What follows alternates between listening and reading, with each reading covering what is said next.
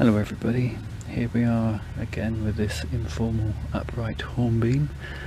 I can't quite decide whether to remove all the hardware that at the moment is inducing these curves, including this guy wire, or not.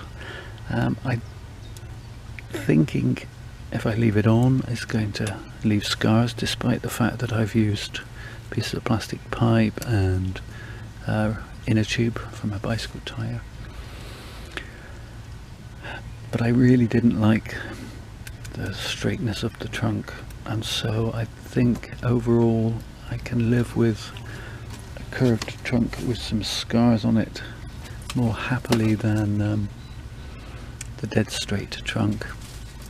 So I think I am going to leave the hardware in place and just give this tree a trim for some ramification. As you can see, I've got some nice long shoots, some of which are growing straight up, so the usual thing, they will go. And then it's a case of pruning back to a leaf joint and a branch, a leaf joint pointing in the right direction to where I want a new shoot to come out of. So, you know, it looks like I'm cutting off quite a lot, but I actually want to avoid long straight branches, and that doesn't imply age in a tree. Only young trees have long straight branches. As you can see, this piece is growing both downwards and back towards the trunk line, so we'll remove that entirely. But again, it's a fairly straight, bland branch anyway. You don't see those on old trees. So I like to start at the bottom and work up. Other people like to start at the top and work down. But I'm just going to continue cutting back the new growth and anything growing in the wrong direction.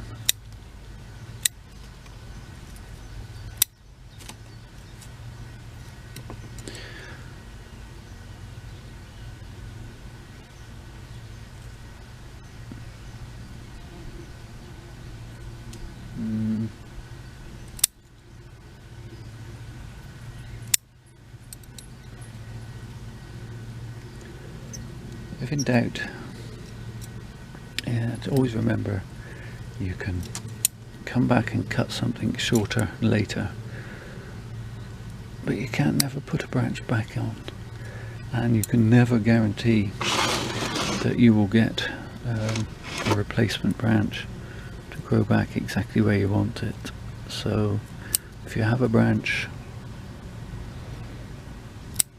and you're not sure whether to remove it or where to cut it, it's better to leave it longer and go back and cut it again later than to cut it short and regret it afterwards. That's my philosophy. So take that branch out because it's crossing over to the other branch. A back again.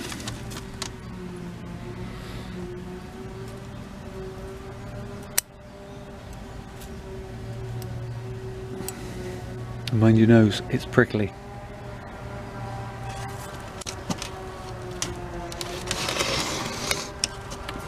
I do like hawthorns, I think they're a lovely tree.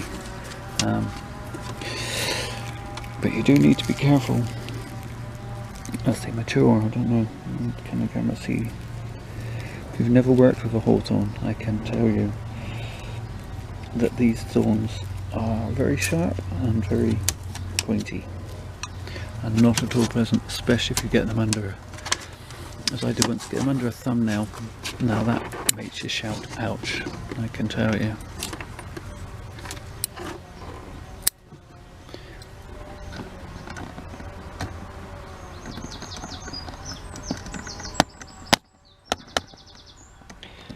Okay, so just continue working our way around the tree from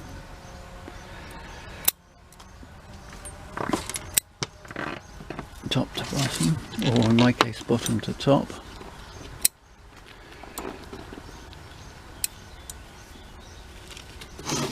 So we kind of bring it back into a semblance of order.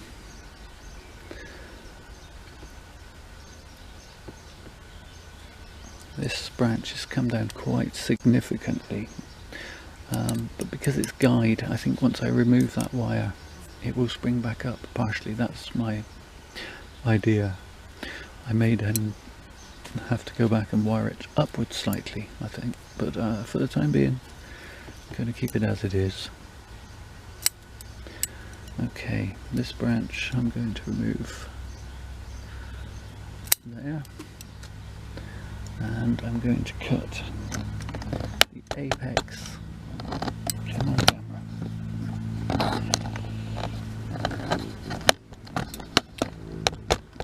That's better. Okay, now I'm going to cut back the apex to this bud so that it will come back, and that's about as high as I want the tree, so this is I will hopefully build the apex around this point. So that's all the work I'm going to do to this tree today. I am going to leave all this hardware in place. I'm going to have to keep an eye on this particular piece of wire, make sure it's not digging in, which it isn't at the moment, but it could go from not digging in to digging in almost overnight. So zoom back out. You can see the tree in its entirety. Sorry Coops, I made you jump. Mind your head, Ned. There we go. So that's all the work I'm going to do today. Thank you for watching.